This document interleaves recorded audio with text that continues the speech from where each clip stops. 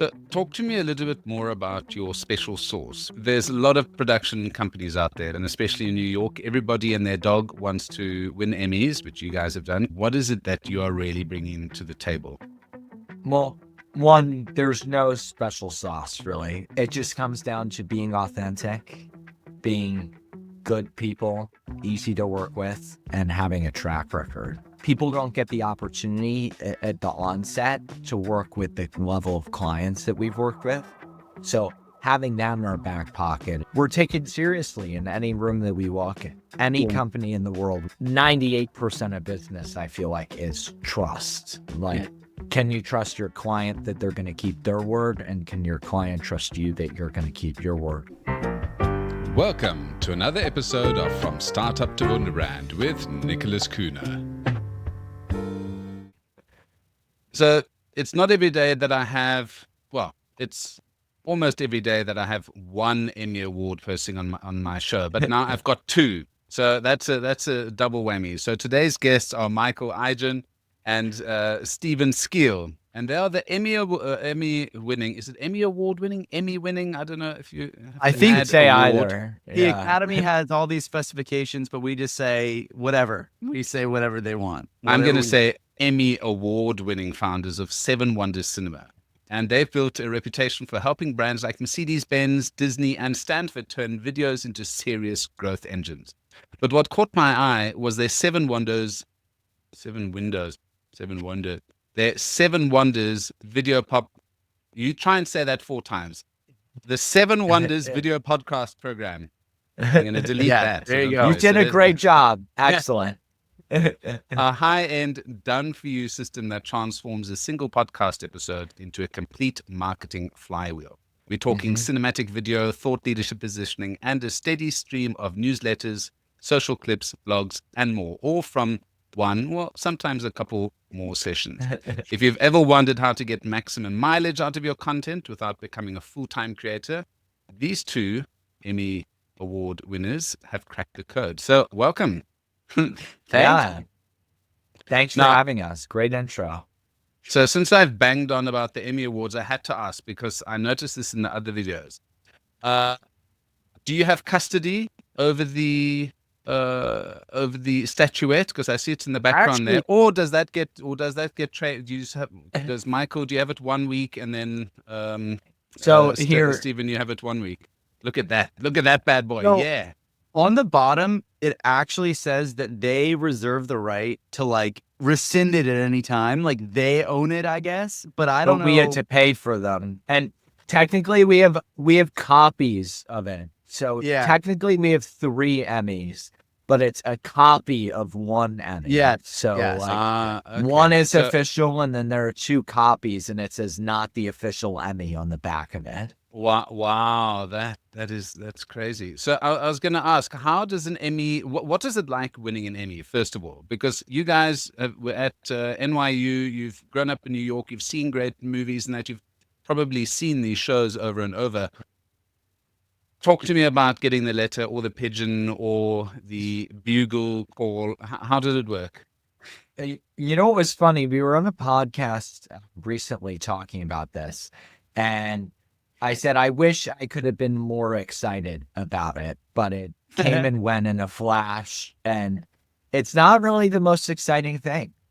It's really not. I mean, you build it up as this huge moment in your head of, oh, I'm going to win this award. It's something I've been imagining for a long time. And then you win it and you're like, on to the next thing pretty quick. And that's like a sad way of looking at it. But I've heard a lot of people say that over the years. And when I think about our business and all of the accomplishments we've had, I don't even mark that in my head as the top 5 things that I think about when I think about our business. I think about client wins, projects, clients we landed much before I think of the Emmy.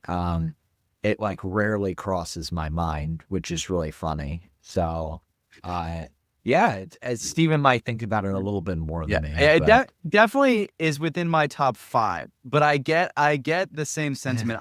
We were on another podcast, and Michael and I both were born and raised in the Philadelphia area before we went to NYU. And so I'm a big Eagles fan. You can see the helmet in my background, and we just won the Super Bowl champs. And one of the star players, AJ Brown, was on an interview, and they're like, "You just won the Super Bowl. Like, you've been working toward this your entire life. Like, what does it feel like?" And he said something like, "When does training camp start? Like, when, like, it's just like, okay, we hit the mountaintop, but you realize, at least we did, that it's about the work and the grind that we're putting in. It's not like that. It's not to downplay. It was really rewarding, and it was a tremendous achievement, and we're really proud of the work that we did. But to Michael's point, it's how can we leverage this to benefit our clients? How can we leverage this to grow? What is the next thing that we can do? And we are not ones to necessarily rest on our laurels for too long at any given time. So, well, Emmy also doesn't translate to financial success. So something we it doesn't correlate. So it's not like, oh, you have an Emmy, now you're stat. It's like, now you have an Emmy, that's great. It's like saying you went to top college, now on to the next thing. Yeah. So I guess it's that entry into that exclusive club. So that's just the entry. Now you've actually got to do something with it. So that's quite exciting. And that segues very neatly into our discussion about the 7 Wonders video podcast program. Yeah. Said in one take. And admittedly, we need to refine the name. It's a work in progress name. But. Yeah, I think there's definitely some option for workshopping that name. But you talk about the Emmy is the stepping stone. Basically, it just opens up a couple of extra doors, but it doesn't. You've got to still go and do the work. That's pretty much what a podcast or any piece of messaging or communication that a client or customer puts out. Yeah. They've got something lovely. It can sit on the shelf like yours and gather dust, or it can be, taken around and brought onto a whole bunch of other channels. Maybe talk to me about that and the link to why you created this program. Yeah. That's actually a great analogy. I hadn't heard anyone say that before, but that's fantastic. And it's so true when you think about opening a door. An Emmy is credibility, just like top university's credibility or being in a major publication is credibility. And that's the same with the podcast. And the coolest part, and Stephen can talk more to this too, but when we're doing the podcast, people know who we are, and we're getting a lot more warm leads from the podcast coming in being like, oh, I saw your podcast. It's not like prove to me who you are anymore. It's like, show me what you can do. Why don't you give me a proposal and we'll see if we could work together, versus like the uphill battle that you have with cold outreach, where you're like knocking on doors and begging people to work with you, even if they need your services. It's like the opposite approach, where it's like you put this out there and then there's an abundance of response coming back to you, which is really cool. Yeah. So, yeah. And I'd add to that. So the 7 Wonders podcast program is our way to service brands, our clients who want to launch their own video podcasts. We work with a lot of clients who historically have done corporate video or commercials or video marketing to some extent. And we just saw a tremendous demand from our clients wanting to do this format. And so that's why we built out this service offering for them. But in tandem with that, we said, okay, if we're going to do this for our clients, we really need to practice what we preach and do it for ourselves. And so it's been a really cool journey to be doing it on our own and on one train track over here, and then managing for our clients on another set of tracks over there, and sharing the learnings, reaping the benefits of everything that Michael talked about. It's honestly incredible. I mean, the networking potential just by meeting people that you have a low-hanging fruit way to make an introduction to, and all the way to just the general content benefits of showing up across channels, blogs, newsletters, but also the video content side of it. It's just been really great holistically. And we're just so passionate about trying to bring that to more brands, because even brands at the highest level, some of our corporate clients, Fortune 100 accounts that want to do high-end commercial work, are also seeing benefit from this, what you might call lo-fi type of content production. And for us, it's all about the storytelling as a through line. It really doesn't matter what the capture mechanism is, as long as you're telling a good story that's engaging to audiences. That's really where we leverage our Emmy experience, if you will. Some clients that we're working with that are smaller businesses, medium-sized businesses, at first glance, they might say, oh my gosh, like, you want an Emmy, you're working with Mercedes, like, we can't afford you. And we're like, well, that's not necessarily true. It's about how we approach this strategically with your budget, and it's about showing up consistently. It doesn't matter if you're using a $200,000 camera or a webcam. It's how do we use that tool? So I rambled a lot. I don't know. No, and consistent storytelling, I think, is the main takeaway. Yeah. How do you tell a really good story and handle it consistently, basically? So, Yeah. and reasonably priced. Not every client can afford a huge budget project, and that's okay. Sometimes when they can, we still recommend doing something less expensive, because the most expensive thing doesn't always get the best result. And I think that's a hard pill to swallow. Sometimes for us and the clients, you just want to spend more money and see better results, but that's not always the case. So Yeah. Well, I mean, I suppose the storytelling is the most important aspect. As you said, you use the word lo-fi. I've got a whole bunch of cameras. I haven't switched half of them on because I've got stuff in the background here, which, is a bit messy, but I've got everything that opens and shuts. You should see what's going on behind you. I've got 3 screens. I've got a A10 mini. And I should have just stuck with a 4K, desktop camera for what I've been doing. But it goes to the storytelling side and conversations. And if you look at a film example of the Blair Witch Project, which is probably before your guys' times, storytelling versus having expensive equipment. And you can look at a whole bunch of other films. Paranormal Activity. Yeah. That's another one. Yeah. It's really about what you do with the tools that you have. And it's kind of funny because when Michael and I started Seven Wonders 10 years ago, the reason we started working together so well and wanted to go into business together and do more work together was because we felt that the Hollywood system was way too bureaucratic, and you needed to have 50 people on set for something that 5 people could do. Like, why do you need? And so we said, you know what, we're going to chart out our own territory and see if we can put really cool projects together just ourselves, just with what we have. And our first several commercials, short documentaries, we would show them to people and we'd say, yeah, Michael and I just did this outside of class or did whatever. People were like, just you? Like, well, how did you put this together? Was this a 20-person crew? And we're like, no, it was 2 people. And they're like, and that mentality, even though at the time we weren't thinking that we were going to be running a podcast service or hosting our own podcast, that wasn't even in the realm of thought. The through line of psychology and philosophy was there, which is we're sick of the system telling us you need everything to get started. Why not just figure out ways to be efficient and compelling with even the rudimentary tools that you have? If you have something, everyone has got a 4K camera in their pocket these days. Let's put it to use and create something special with it.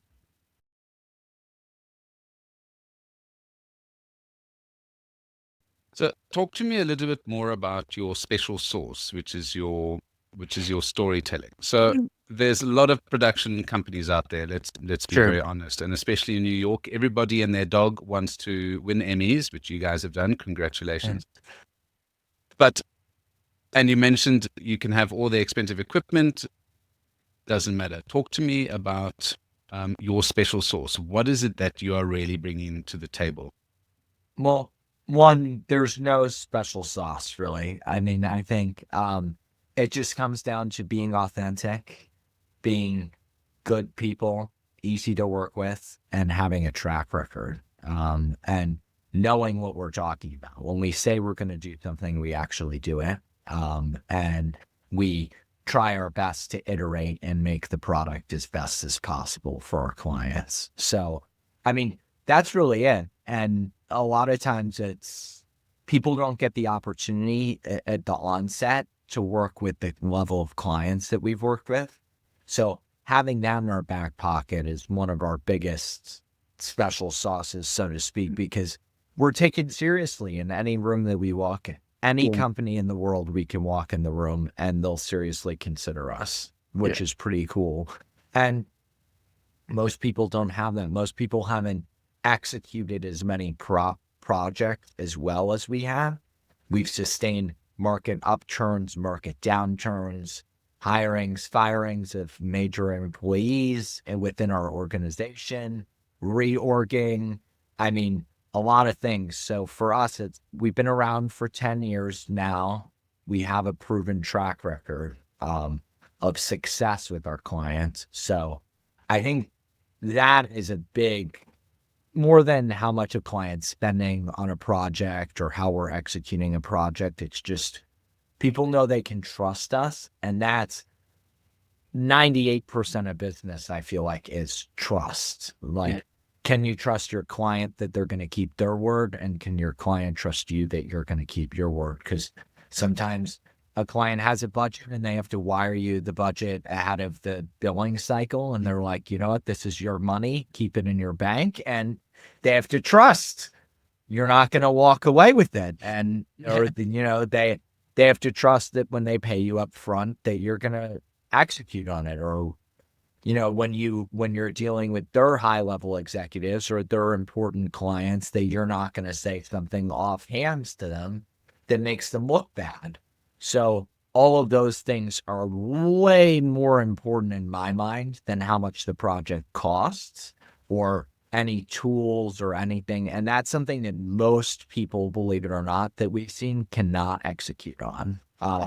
So it's really interesting. You would think it's just, that's the baseline, but most people don't have that baseline of just general understanding, knowledge, and communication. So Yeah, and I'd say on a project by project level, or when we're working on a podcast or whatever relationship we're having with the clients, when that foundation of trust is there, that's integral to us also getting the best results for the client from a creative standpoint as well. What we do when we're starting with a new client is really try to understand what about their brand is different so that we can figure out how to capture that in whatever medium we're working to capture it in.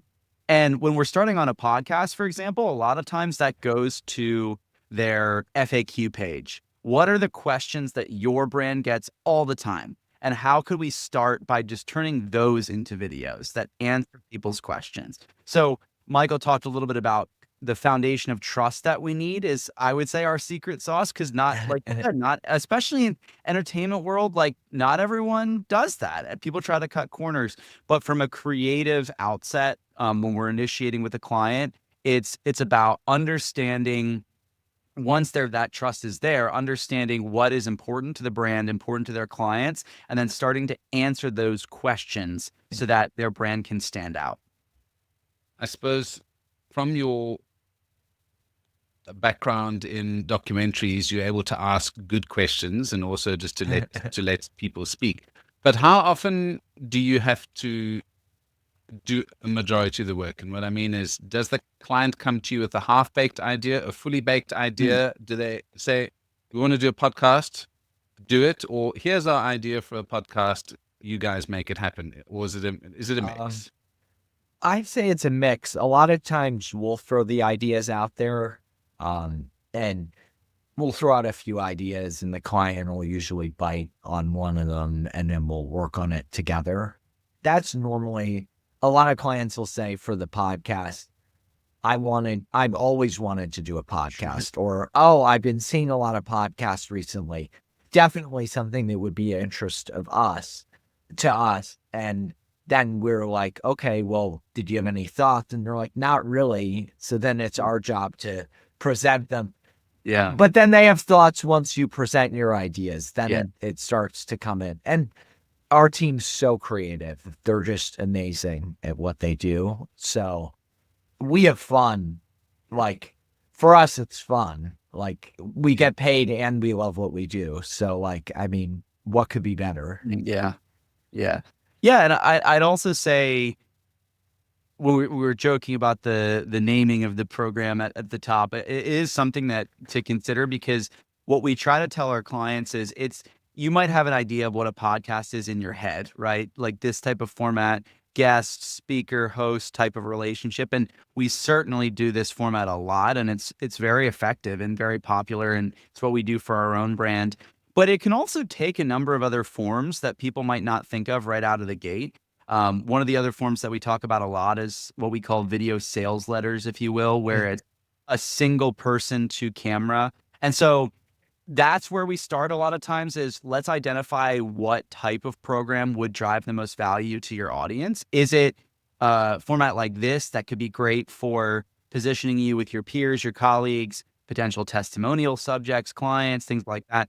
Or if maybe you're a financial brand that's trying to expand financial literacy, maybe it's more of a YouTube series type of show where it's you talking. And so to Michael's point, they might come with a half-baked idea like, I'd really like to do something authority building. And then we reverse engineer that. Well, do you have any guests that you think would be good? Okay, maybe not. Let's talk about a single camera show. So it's really consultative in that way. And it just goes back to that trust factor again as a foundation for building the most successful program that's going to be effective for them. And I think that's obviously valuable when somebody comes to you, not going to be forcing a specific concept down their throat. You talk about video sales letters, and it's VSLs. I had to look it up. Yeah, I know what it is. VSL. But I see here, based on the stats you got from HubSpot, these VSLs outperform traditional sales pages by 80% due to their ability to hold attention and drive conversions. And I've seen that when somebody sends me a personalized video, or a video that is, hey, this is explaining it, versus reading an email. I think it's great, but obviously getting that right is important. So let's have a look at the next step. So somebody does a podcast with you. Doing the podcast is almost the easy part, right? Yeah. So talk to me about the tough and the more boring shit now. Well, there's obviously the preparation that goes up to a recording. And part of what we do is we help consult our clients on setting up their spaces, what's going to be an easy workflow to record. We help handle the recording process itself via Riverside and similar platforms to do the capture. And then after that, it's really our editing team creating magic. And I think one of our big differentiators beyond the preparation and also the recording process is really our edit workflow and our edit style that's dialed into each respective client. Some clients just want clip of speaker, clip of guest, and some captions, and that's great. And we do that format. Other clients want something more advanced, motion graphics, animation, and that's where we bring some of that top tier film production quality into it. So that's really what it's all about, dialing in what's going to be appropriate for the specific client. And then we talk a lot about distribution strategy. Are you posting yourself? Do you have an agency? Like, what do you want to do to get this content out there? It's something that we do for clients. Sometimes they do it themselves. Sometimes they have other partners, and we can work any which way. But in one of our recent video sales letters that Michael and I recorded ourselves, we talked about how that's something that people miss a lot of the time. So I have now all this content, and let me just like throw it up on YouTube and hope for the best. But you really need to be a little bit more thoughtful than that, for sure. Yeah, that's where your customer journey comes in, and that's what I am a specialist in. So anyone wanting to know customer journey and how to fit in all of these elements, you can listen to multiple episodes where I talk about customer journey. Yeah. Now, what is next for you guys? Because podcasts, the VSLs, and what's new? What is the next thing that you see sort of around the bend? Because obviously we're seeing AI and it's being able to clone people, but I'm not so sure about that. What is the next big thing for you, or you guys going hard on podcasts? We're going really hard on podcast right now, and it's something that we're really excited about. That's going to be the next little while for us, at least 3, 4, 5 years. So doubling down on that. That's the next big thing. AI is never going to take the place of having a personal brand. So as much as people want to say AI this, AI that, something like this is always going to be really important. And it's always going to be important to show up in front of the camera and look good and feel good and talk and make sense. So 100%, that's what we're doubling down on right now. And yeah, if anyone wants to talk to us about it, feel free to visit our website, 7wonders.com.